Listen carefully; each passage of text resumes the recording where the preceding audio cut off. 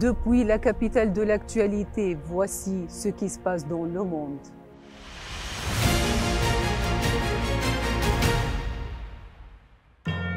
L'occupation a recours à ceux qui ont dépassé l'âge d'exemption. Les femmes enceintes, une nouvelle crise dans la bande de Gaza et une nouvelle maladie envahissant le continent africain.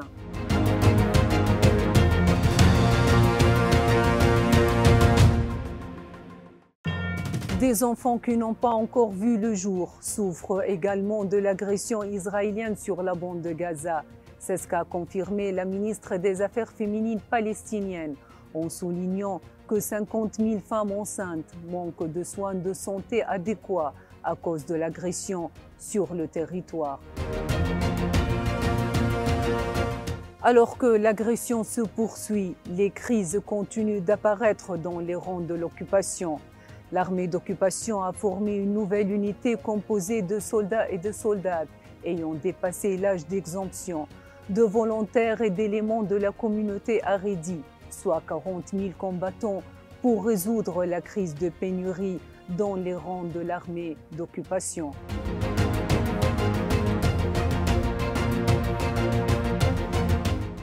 Le temps presse et les mauvaises nouvelles arrivent chaque minute. C'est ce qu'ont déclaré les familles des otages israéliens dans la bande de Gaza, demandant au gouvernement d'occupation de conclure un échange de prisonniers immédiatement.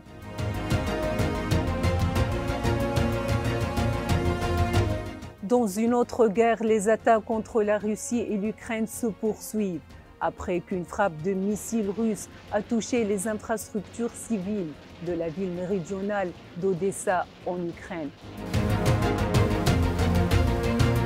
La direction russe de la centrale nucléaire de Zaporijia en Ukraine a confirmé qu'un bombardement ukrainien a détruit un poste de contrôle de radiation à Velika Zonamianka dans la région de Zaporijia, tandis que des spécialistes ont pris plusieurs mesures pour contrôler la situation radiologique dans la région.